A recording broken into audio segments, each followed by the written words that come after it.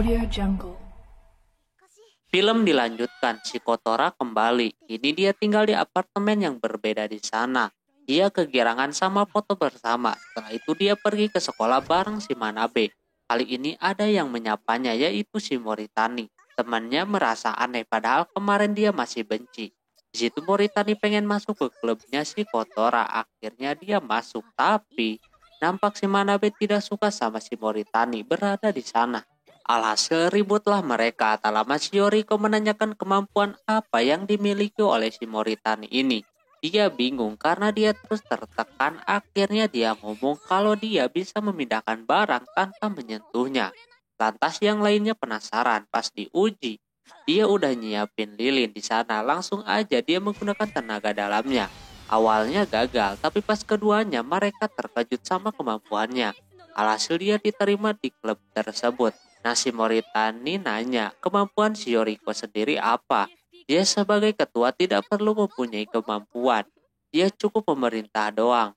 Alias dia kagak punya kemampuan. Yoriko ngajak untuk merayakan atas menambahnya anggota klubnya. Mereka bakalan ngadain pesta di rumahnya si Kotora karena rumahnya kosong. Jadi kagak ngeganggu siapapun.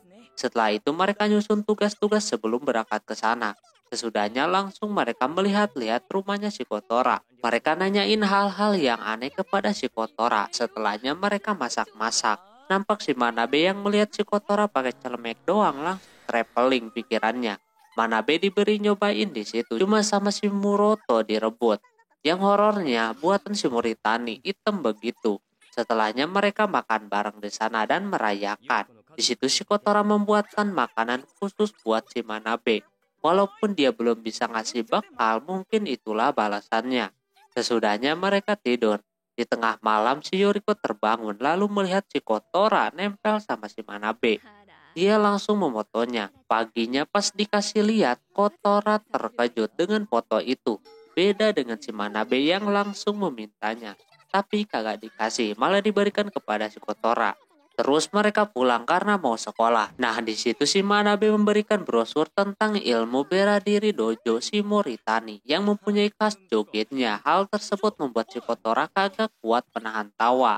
Pas di sekolahan dia jadi kagak bisa memandang si Moritani. Bawaannya pengen ketawa terus. Dia terus menahannya sampai pas pemilihan lomba buat festival olahraga. Si Kotora kagak memilih. Saking pengen ketawa terus lalu dimasukkan lomba lari estafet. Lantas dia kagak mau dan pengen diganti. Dia kagak bisa kalau disuruh lari gitu. Teman-temannya malah ikutan lomba yang bisa dibilang ringan. Kotora mempunyai kemampuan lain selain membaca pikiran, yaitu dia selalu ceroboh. Alhasil si Riko mau membantunya latihan. Dia langsung dilatih fisik dan lain-lain. Nampak kagak cukup. Setelah itu udah masuk ke festivalnya. Lomba yang pertama lomba yang diikuti si Manabe. Kalau semisal tantangannya suruh bawa pacar, dia akan membawa si Kotora. Pas dimulai dan dilihat ternyata nyuruh mencari serangga. Dia ke arahnya si Kotora. Dia udah seneng banget taunya dia ke si Moritani dan nganggep kalau si Moritani itu adalah serangga kecil yang ada di tempat sampah. Terus giliran si Kotora dia udah kagak pede, ditambah kagak ada yang mendukungnya. Dia hanya bisa melakukannya. Nampak temannya pada menyemangati dan Manabe juga mengajak teman sekelasnya untuk ikutan mendukung. Ketika mereka udah dukung, bukannya makin semangat, dia malah terjatuh dan ujungnya kalah juga. Namanya juga perlombaan ya kan, pulangnya dia sedih. Tapi ketika melihat poster itu, dia langsung ngakak lagi. Singkat cerita mereka udah ulangan dan di situ nilai si Kotora lumayan bagus. Si Moritani iri dan kagak percaya nilai si Kotora segede itu. Beda dengan dia yang gagal dalam ujian. Mungkin dia gak bakalan ikut liburan musim panas.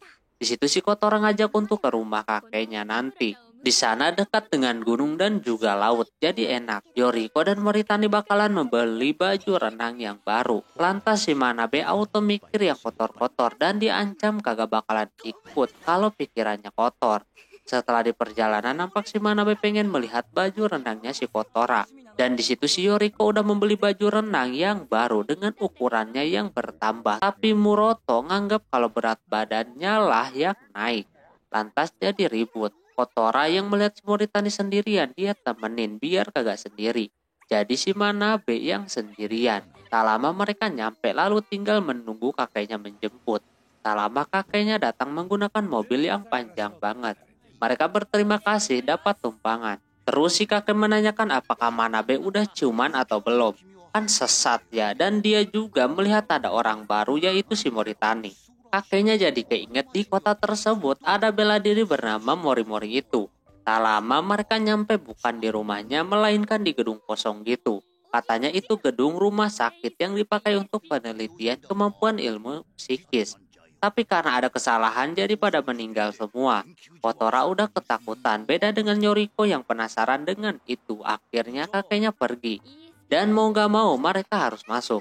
Kotora masih belum bisa tenang di sana. Dia masih ketakutan kayak gitu sampai meluk si Moritani yang membuat si Manabe iri dengan itu.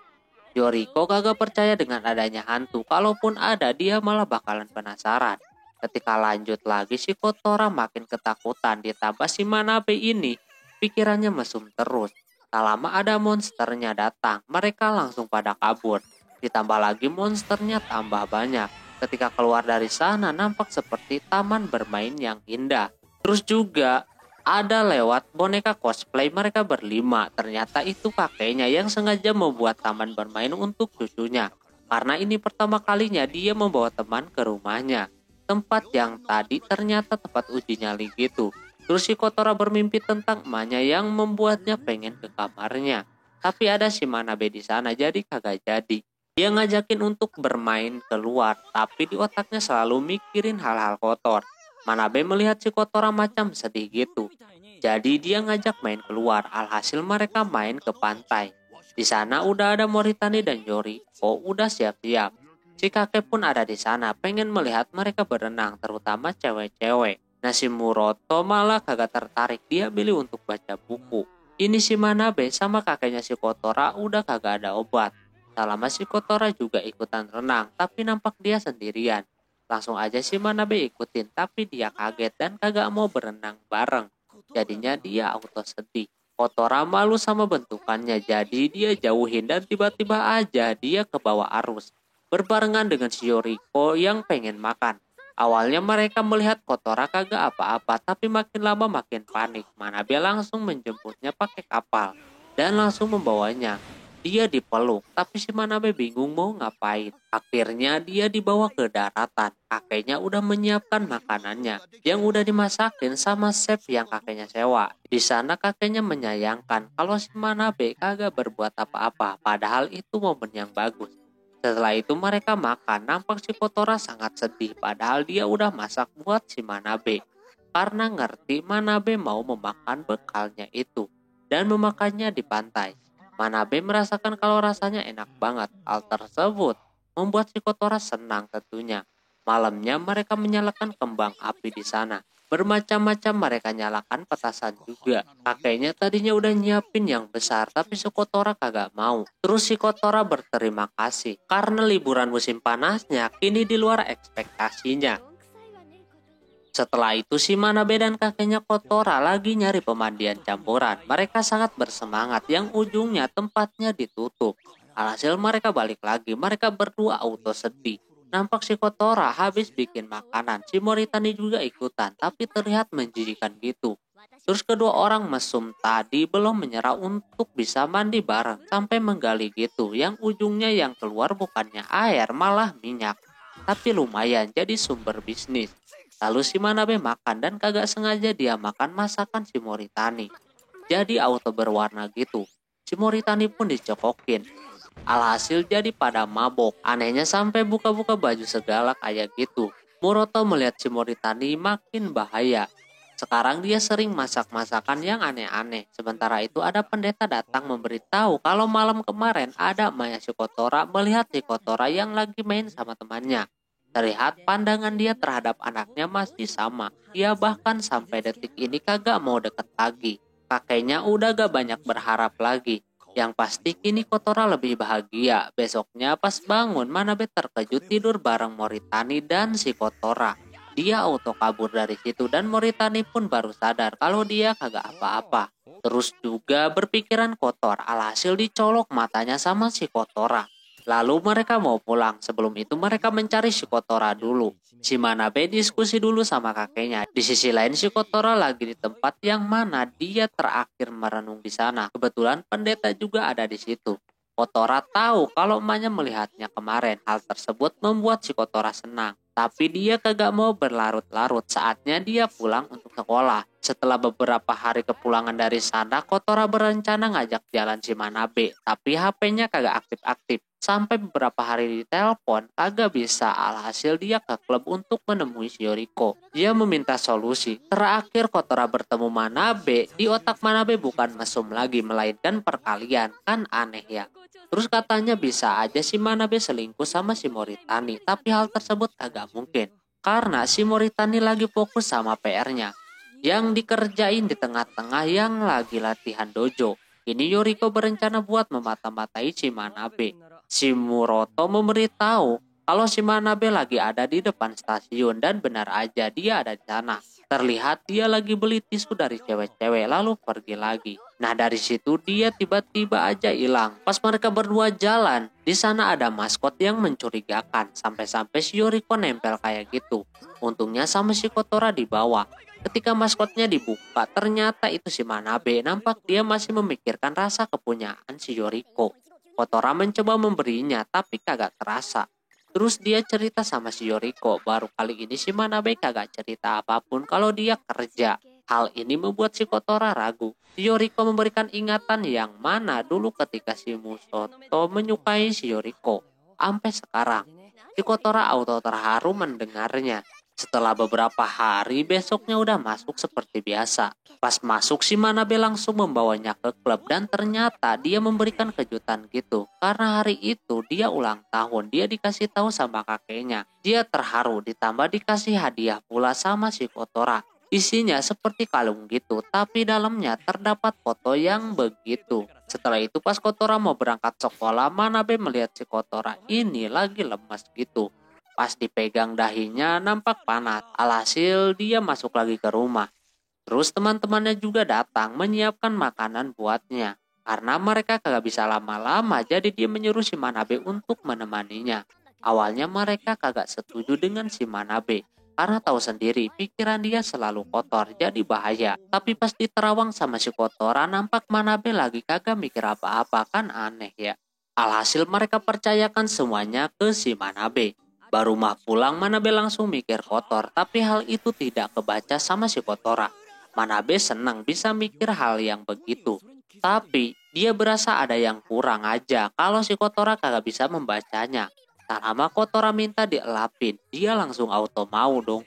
Tapi si Kotora mikir-mikir lagi, pas dia buka sedikit, si Manabe malah kabur. Mau beli makanan saking gugupnya dan gak tahu harus ngapain. Sedangkan si Kotora membayangkan ketika dia kecil. Waktu itu dia sakit yang masih diurus sama emaknya. Beda dengan yang sekarang. Tak lama Manabe kembali membawa makan malam. Langsung aja dia menyuapi si Kotora. Sesudahnya ketika dia mau pulang, Kotora menyuruh si Manabe buat memegang tangannya dulu sambil menunggunya tidur. Alhasil sama dia dilakuin sambil menahan pikiran nafsunya. Besoknya Kotora kembali ke sekolah. Teman-temannya merasa tenang. Si Manabe kagak ngelakuin hal-hal buruk kepada si Kotora. Tapi nyatanya dia udah berusaha menahan nafsunya. Moritani langsung menghajarnya. Manabe masih kagak tobat-tobat. Yoriko aneh kalau kemampuan pembaca pikiran si Kotora bisa hilang karena demam doang. Dulu dia juga pernah sekali demam, tapi dia kagak ingat hilang atau enggaknya. Muroto memaklumi itu. Terus Yoriko menyuruh si Manabe untuk mengajak si Kotora jalan-jalan sebagai permintaan maaf. Ini seperti kencan gitu. Mau gak mau mereka berdua melakukannya. Ketika mereka jalan bareng, nampak si Manabe udah malu duluan. Pas ketemu apalagi yang anehnya dia bosan melihat si Kotora pakai baju gituan mulu. Terus Kotora ngajakin untuk ke tempat pakaian. Pakaian yang mau dibeli juga itu lagi. Jadinya si Manabe merekomendasikan baju yang lain, tapi sayangnya dia malah kabur. Kotora sedikit malu di sana. Si Manabe melihat ada pedagang taiyaki. Kotora berpikir kalau si Manabe kagak bakalan balik lagi. Ternyata dia bawain taiyaki buatnya. Setelah itu mereka meneruskan perjalanannya. Tadinya pengen nonton film, tapi kalau nonton si Kotora suka bisa langsung menebak alur ceritanya. Alhasil main yang lain. Di sisi lain si Yoriko merasa bosan pengen main. Bisa aja dia nyusul si Kotora, tapi itu kan udah rencananya sendiri, nyuruhnya kencan. Dia lagi berusaha supaya kemampuan si Kotora balik lagi biar rencananya berjalan lancar. Kotora sama Manabe masih bermain-main di sana dan ditutup dengan foto bareng, lalu menempelkannya ke kalung miliknya. Manabe ngajakin jalan lagi lain kali. Sesudahnya mereka pulang, nampak Kotora senang banget. Namun seketika dia membaca pikiran orang yang membuatnya pingsan. Oke, mungkin segitu dulu untuk video kali ini. Mohon maaf bila ada kesalahan dalam penyebutan nama, tempat, atau yang lainnya. Dan sampai jumpa di video selanjutnya. Jamatane, bye-bye.